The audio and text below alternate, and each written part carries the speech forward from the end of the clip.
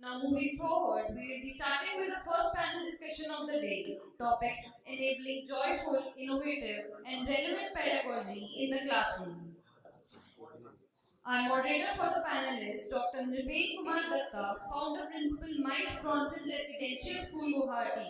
Our panelists include Ms. Syeda Farzana Parveen, Director and Director Principal GD Goenka School, North Lakhimpur, Dr. Durlav Sarkar, Founder and Director, Gurukul Group of Educational Wing, Mangaldoi, and Dr. Amy Gora, Principal Devi Prasad Goenka, Management College of Media Studies. I would like to request all the speakers to please come up on the stage for the panel discussion. Distinguished members of the gallery, and we have privileged the opportunity to interact with the distinguished panelists, and they also like to introduce them. Parveen Farzana is the principal and director of EduLeaders Summit and Awards. Durlav Sarkar is also the founder director of the Sanskrit group of institutions, Gurukul group of institutions, and then we have Amy Gora. She is the director of the Goenka Institute of Media Studies in Mumbai. So we start the discussion. We have 45 minutes, and we will have certain questions on the panelists, and we take the discussion forward on the theme which is given to us today. Is that enabling joyful learning, innovation, and in the classrooms. In this, at the outset, I request to Parveen tell us how does he define joyful learning. Thank you so much, sir. Thank you, media, 91 Plus Media, for giving us an opportunity to have a discussion on education. Well, I think learning, when it's joyful, it is going to have a meaning when we're going to include real life experiences or real life photos in our teaching method. So I'm here not just to share my real life experiences that we have been handling in our school, but also to learn from the literary presenter. So according to me, learning becomes joyful when students get an opportunity to have a curiosity of understanding and where they are valued and where they want to have a space where they can nurture for the future. Thank you. Thank you, Farzana. Durlav, what is your take on this? What, in one sentence, what do you mean by joyful learning? Thank you, 9+ Media, for inviting me. So, according to me, joyful learning is one where students feel emotionally safe, deeply engaged, and naturally curious to know, because learning feels meaningful and joyful. Nice, thank you. I mean, how do you put your words there in defining joyful learning? So, at the outset, a very good morning to each and every educator who is present here. And thank you to 91 Plus Media for having curated this program. To answer the question that Dr. Dutta has just placed before us, joyful learning. Joyful learning is when there are smiles on the faces of every student who's coming onto campus for education. And their hunger for education goes on increasing by the day. I say this because a student should feel that I always want to go back to learn, whether he is in his formative years of education or he wants to pursue his education, higher education institutes. His hunger can never die, and his hunger has to go on growing, and his life on the campus has to be all smiles. So when that happens, there's joy that is spreading not only in himself, but also for people around him, and also for the faculties, which also experience a better joy when he's interacting with such group of students, where there's smile and a curiosity, like all other parents have put up, for getting more and more knowledge, which is not just restricted to books, but goes beyond books. Thank you. Very rightly put, a thing of joy, as Wordsworth has said, is a beauty forever. And how do we make those beautiful children learn in a very beautiful, joyful way? Positive, how to make joyful learning, as it is defined, it's a positive, intellectually stimulating, and a happy and pleasant classroom. Now, it is a big challenge for teachers to keep the students happy and sublimate their energy towards academic learning. So, with the academic learning, my next query is to Parveen, followed by the rest of the panel, is that how do you balance or how do you blend joyful learning with the academic demands of the classroom?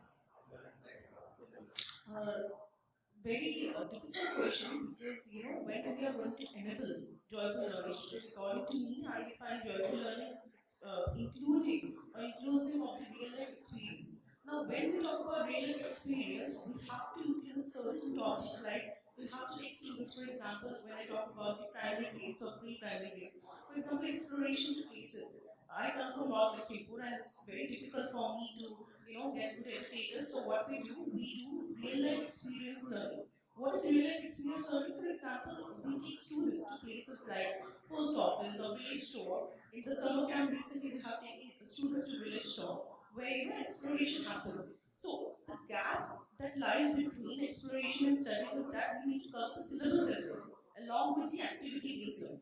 So there's the gap, and how to cover the gap? What we have done in order to cover the gap, we have stimulated the curriculum itself into activity-based learning. So the subject that is being confined as per NP also says that we should be focusing on activity-based learning. I think we can enable the same if you're going to stimulate hand in hand, according with the curriculum. Yes. Experimental-based learning, yes.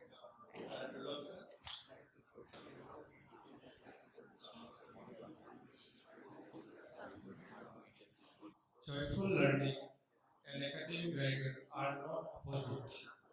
They strengthen each other. Sometimes when actually I'm the founder of two school, from the beginning I am with my teacher. So suppose I would like to give one example.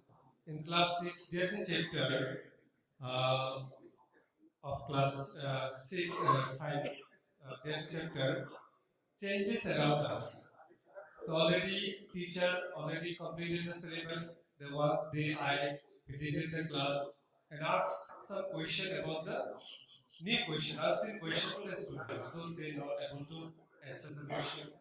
Then as I am from technical background, so I have done some experiment. I have done some experiment of that chapter. Then after that I have asked some answering question, some technical question. They are able to answer. Even the when I have asked some question from class 10 also related to that topic, they are able to answer. Means I have found they have developed critical thinking.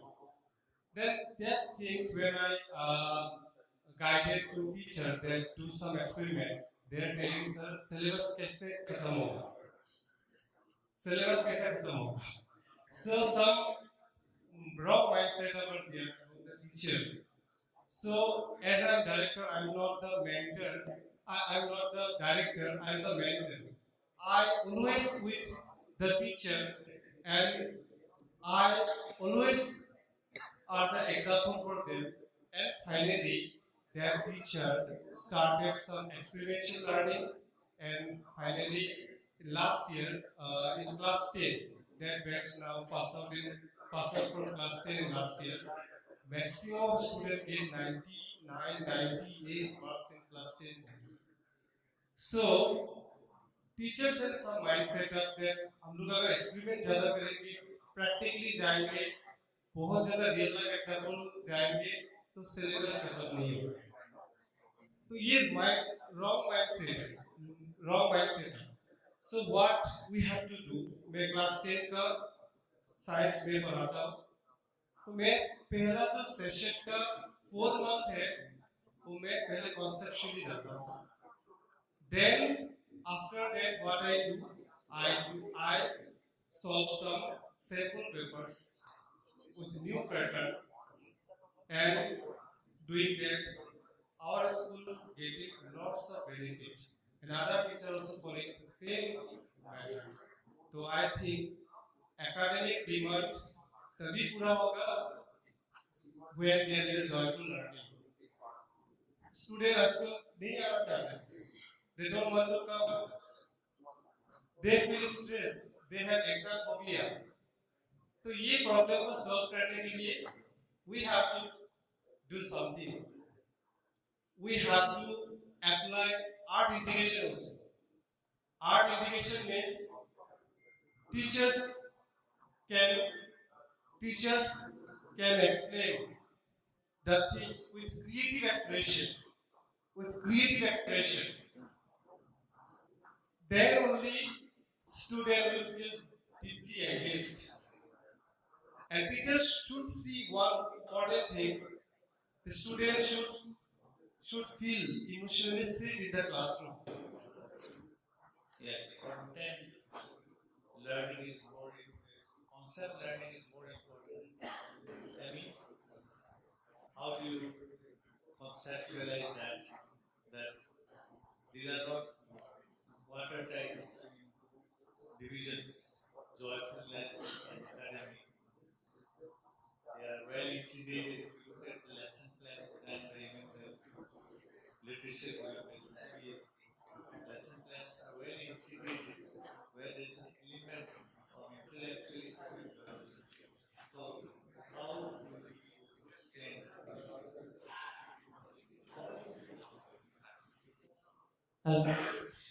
So at the outset, these terms, joyfulness, experiential, uh, real life experiences, integration in teaching. I think when we were studying, sir, we were not exposed to these. We all have come up from a background where the rigor for conceptual understanding, strengthening the base of the concepts was extremely important. But as things are changing around us and we are exposed to a lot of other things that are happening, and the way education is imparted, whether it is in schools or whether it is in higher education institutes, there is a lot of change in the pedagogy that each one of us are trying to apply in classrooms.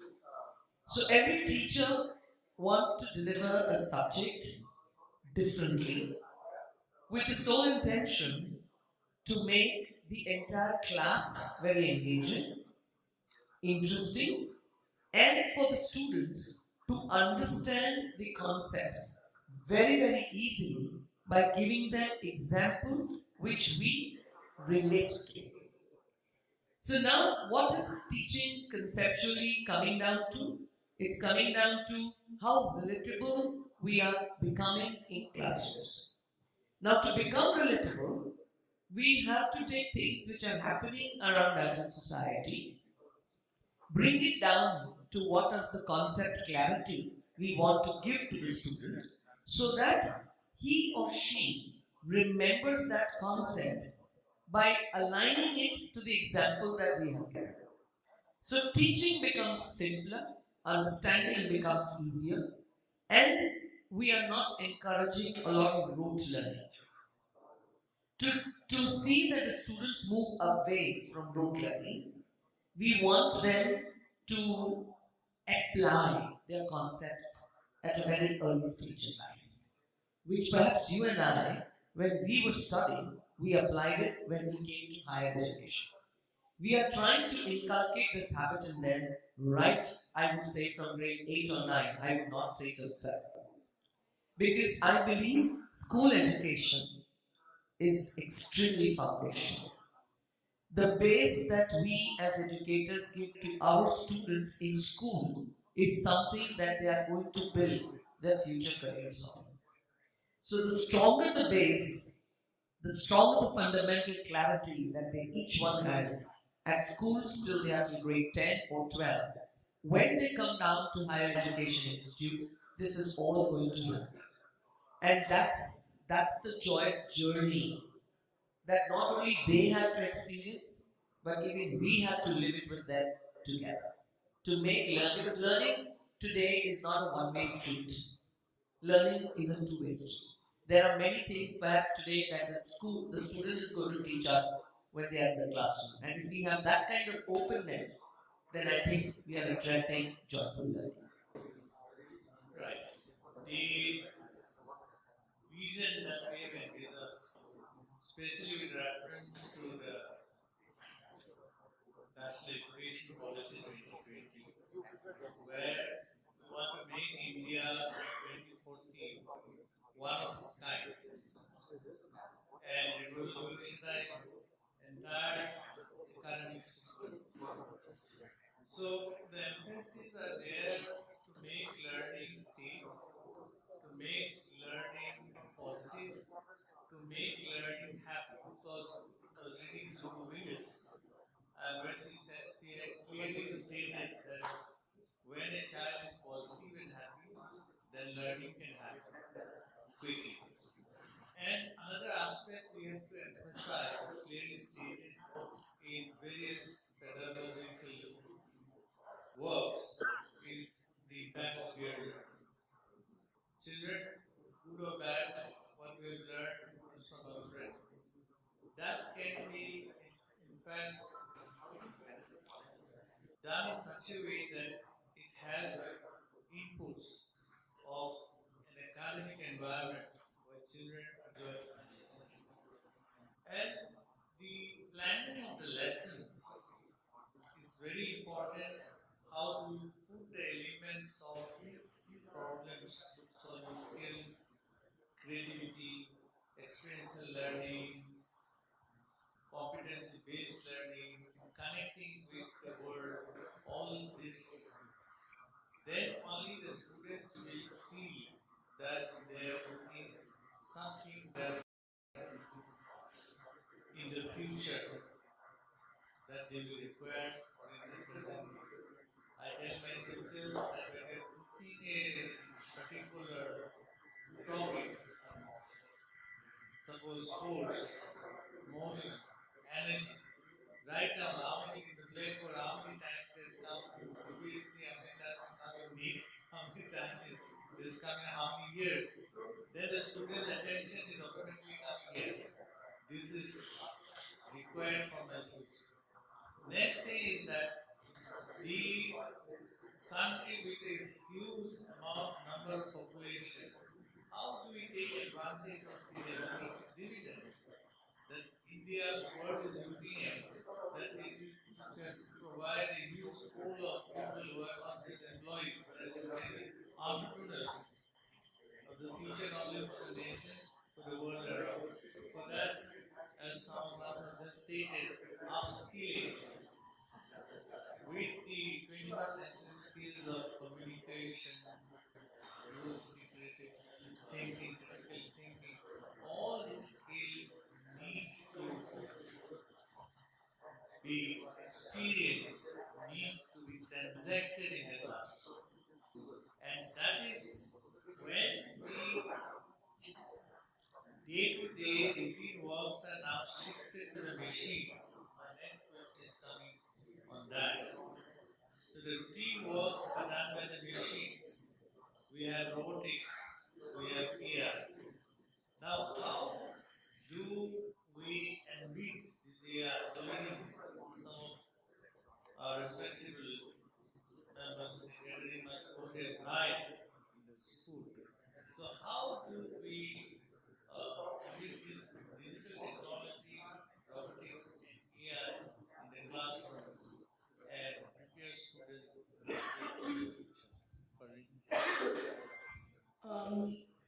guess today's world is about AI only, it's digitalized already. So how do we bring in peer learning along with AI?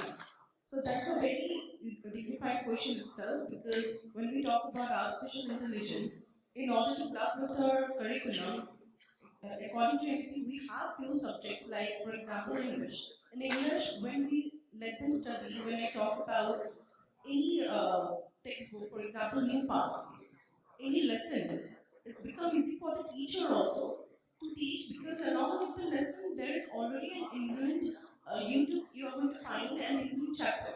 So, it's easy for the learners to watch the video and learn. And teachers are going to get more time to focus in the class. For example, they can use the AI into storytelling. I think more consumption should not be there. According to NEP, consumption should be there, artificial intelligence should be incorporated in classes, but we can use it in a very useful manner. For example, students can create their own videos. They can create or record a video of their own where they're going to have, field trips, or they're going to explore places. They can make a report and they can create a video of their own. So if you're going to utilize digitalization in a correct manner, it is definitely going to be helpful, but it has negative effect as well. We can see that nowadays the kids are getting prone to, addicted towards, screen time has been increased. So what we can do is that we can curriculum or customize in such a manner that they can utilize digital screening hours in a very holistic manner. I think that is going to curb the issue. Very nice. Yes, Durlav, I think when you implemented anything on AI in the school, you plan to intend, because we cannot go away from technology. We have to leverage on stuff. So how do you plan, or how you are leveraging? Can you share with us? In NCF 2023 also, the board are directed us to implement the skill subject, because in coming days, I think without technology, there will be no future. So in my school also, from last 2 years, AI coding subject is given to students, and they are enjoying. And I have seen that as I am also from technical background, I am a BTech, MTech from NIT and IIT in computer science only. So seeing that the student enjoy among the student, I have seen some positive feeling, positive enjoyment. They previously, when they are given to give presentation, so manually presentation was given. But nowadays I have seen their presentation level has been developed, and many of them, many not only from higher classes, in lower classes also. One example I would like to give: one student from class 6, one chapter. Actually, what I do, it's also part of joyful learning. After completion of every chapter, I used to instruct the student give some presentation. I used to make group. So when they need to be present, they have to present something. Their retention will increase. Generally, used to increase retention. मतलब student का साथ knowledge रह जाता है कि उनको बोलना है in front of people. तो क्या होता है कि when I have seen that many of the students prepare their report with the help of AI, and it was so approachable, and the whole audience was engaged during their presentation. So obviously, AI and coding AI will be helpful for the student, and it's also part of creating joyful learning in the class. Yes, I think the AI technology, along with the rest of the digital technology, is now all of the hour. When I talk in different platforms with teachers, there are two sections. One is a bit taken aback of learning new things, and another set of teachers who are very eager to implement AI along with other digital technology benefits.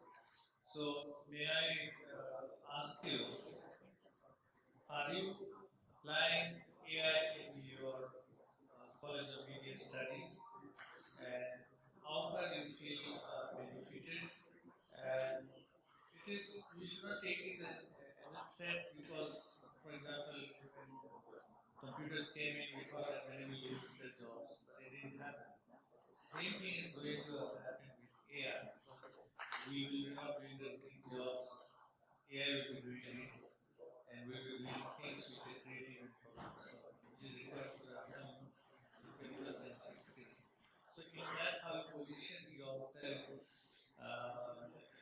professor, as a part of your Institute of Media AI.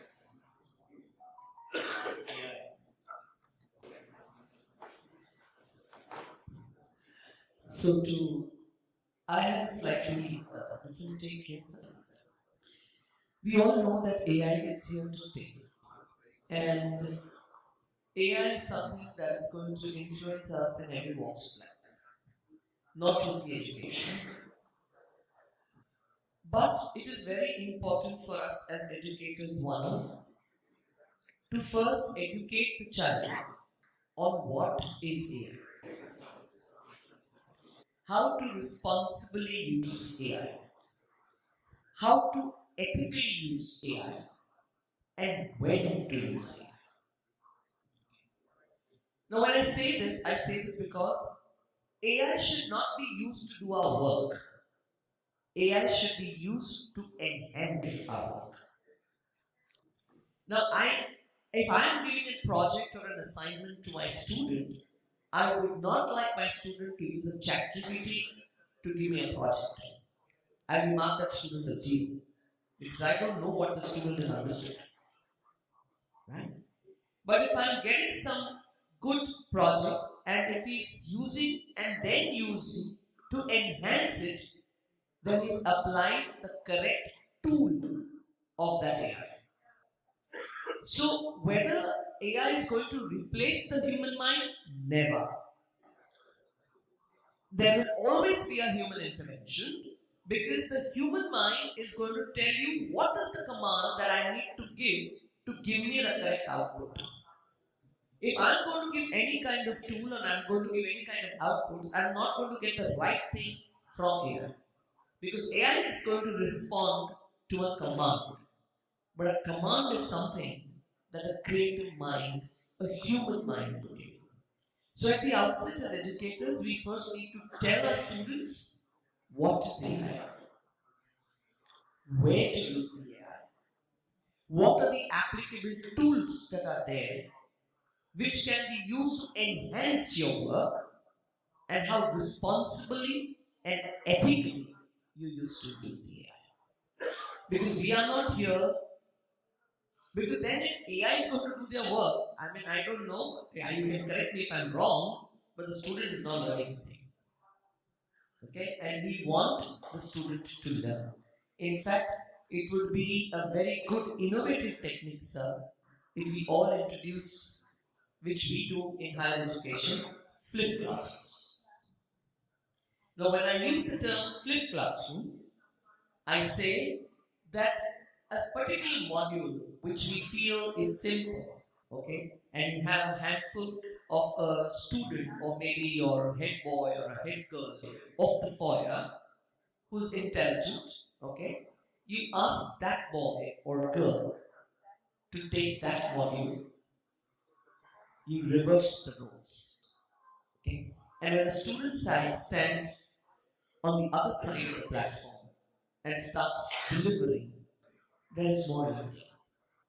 The mind becomes more curious, the students become more engaged because you have a fellow colleague doing something that they would then aspire to do, even in a classroom environment.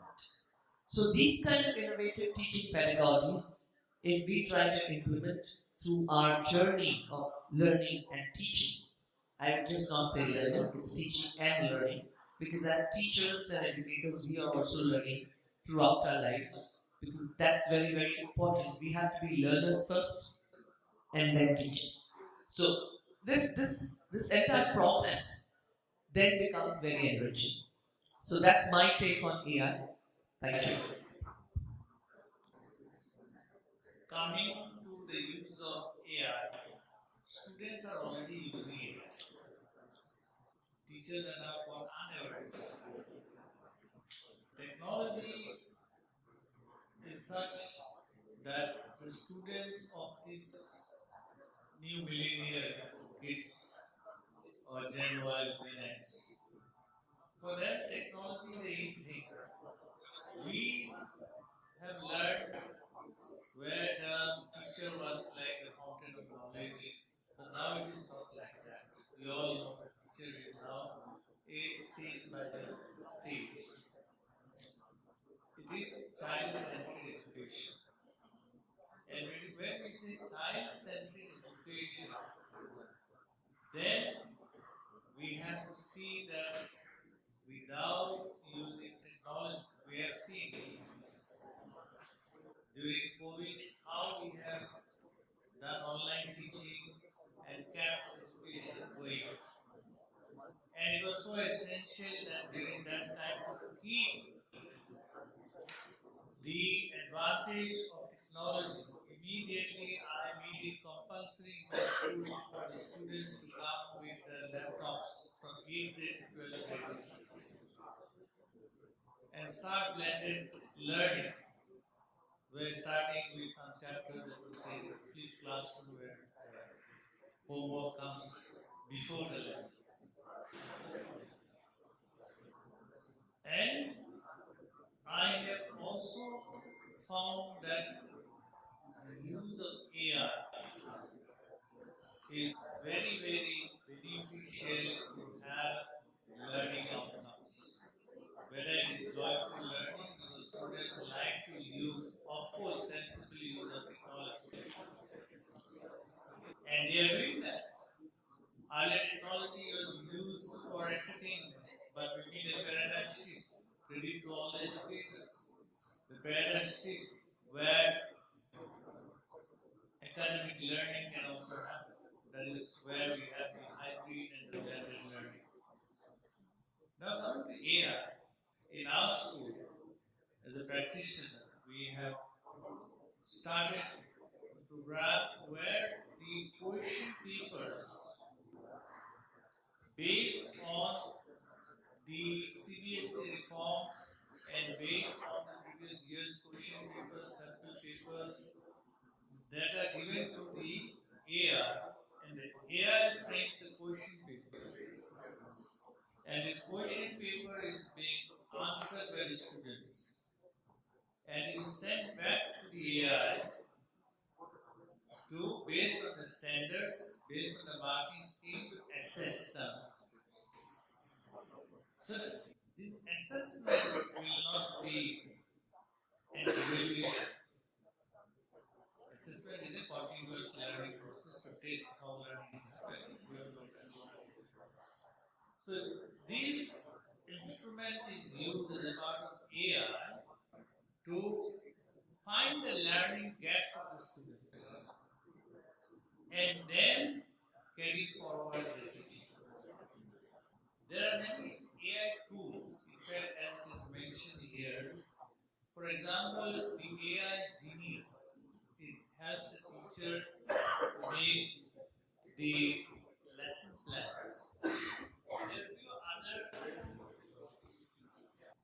I would like to mention some of the things which are in offering in the progressive schools. Like the AI Genius is one tool which creates lesson plans in seconds, fixes connections, tailor lessons to every student's need and sparks fresh idea for every lesson. Then, let's mention one or two. The list shared in the so many comes closer to me.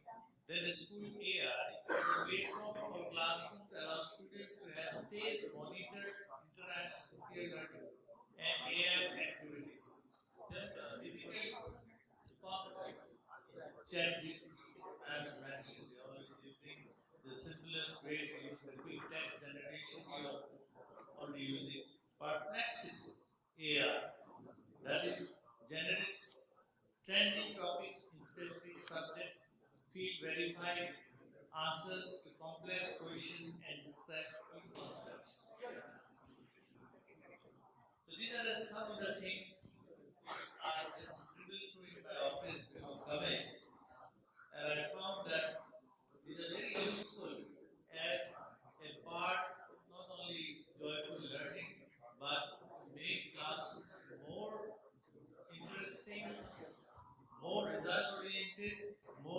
students friendly. Now the next thing I have to discuss with the esteemed panelists, starting with Parveen, in the context of Northeast, how do you position yourself in the sweeping changes that is happening in digital technology, AI, CBSE reforms, joyful learning? So, what are the challenges or opportunities in Northeast? We'll start with Farzana. Yes, because this was specifically given to the Northeast context. Yes, with Northeast, because Northeast itself, it has a very diverse culture. It has a very, unified. We are lucky and blessed to be a part of Northeast because variety of diversity is there and variety of culture is there, which can be incorporated to our students. And we do that actually in practical. For example, on every Saturdays, along with national anthem, we ask the students to sing a state anthem, which is Omu Apunade, which is very important for when we are hailing from a state like Assam, and specifically when we are operating a brand that is hailing from New Delhi, Basargunj, when we are bringing a brand here, we want our students to learn about the diversity of Assam, the freedom fighters of Assam, and then inculcate when they are going to, whenever they are going to, go or step outside Assam or Northeast. They are going to represent us, and it is very important for our students, along with the curriculum, along with the guidelines and mentioned by the CBSE and NP, it is very much important for them to learn about Northeast. And I think the best tone or educational tone, we can take our students to Northeast first, rather than taking them to foreign tour. So let them explore places, let them explore Sarkar itself. We have monuments and history present here. So, exploration of knowledge and inculcation of the heritage that we have here is of utmost important, and students are going to learn and they are going to value and respect the root. Okay, as the bell has already gone, we will still have the last question. Last.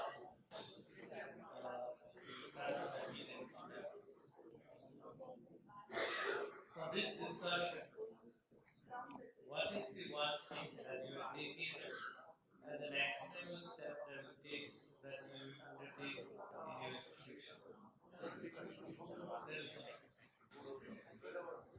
One actionable step based on the discussion.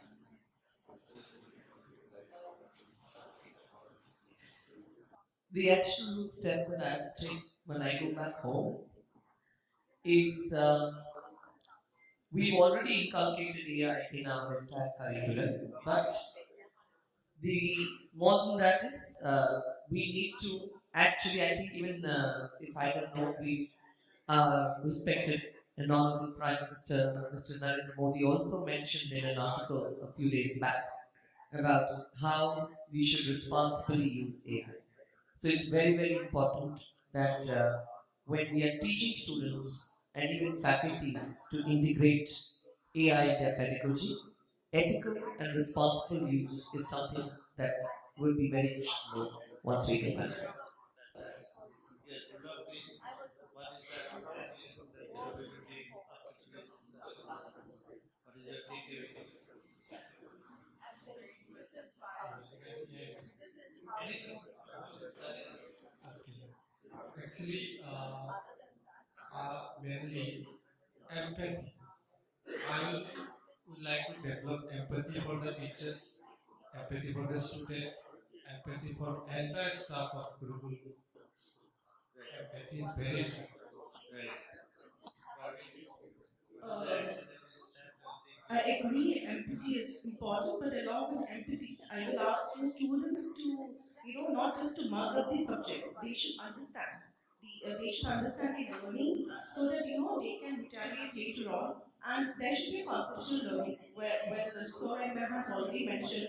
We are also narrating that. So when we talk about generations, I have my three generations sitting here, my mom and my child. Education has been imparted from her to me, and then I'm obviously going to impart it to her. So there is a difference of generation as well that we have seen in the generation. But one thing is common, which is education and the eagerness to learn. So I think when we are going to have eagerness to learn, when we are going to have a safer environment for the students, when they are going to be happy and when they are going to have an atmosphere when they can, come up with smiles and go back home with smile and they want to come back to school with another curiosity and understanding, that is going to, have a brighter future. Thank you. So I will sum up with these words that education is not just intellectual development, it is spiritual, it is physical, it is religious, it is emotional. So it is a holistic development of the child. So when the school system provides only one aspect, then we will be failures. You can see the death of suicide rate. We brilliant students because they have not developed the skills of living a life. So the whole round development of the child is so important, and schools should provide, because some of the schools I see that they focus their attention only to become doctors and engineers, and other aspects are being ignored. But all are not meant to make doctors and engineers. When I go abroad, I see so many technocrats and doctors, Indians. At the same time, we need Indian entrepreneurs, Indian critical thinkers, Indian scientists, Indian explorers, Indian geographers. That the education system from the childhood and being a student of Howard Gardner, a part of the Project Zero program in Harvard, we learned that how education to tap the multiple intelligences of the child. So with these words and this holistic education, in fact I have written a book on holistic education, strategies and techniques for effective teachers. Just released in Delhi 2 launches and another one in Dubai. I'm not cheating my book, I'm just trying to tell the interest from years of experience. And thank you so much for listening to us. And I feel overjoyed with this very distinguished celebrities who have been brought in from colleges, school founders, and distinguished. Thank you so much. Thank you for hearing all of me.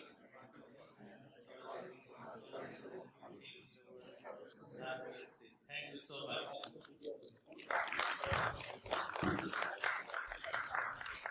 Thank you, our respected moderator and dear panelists, for an engaging and thought-provoking session.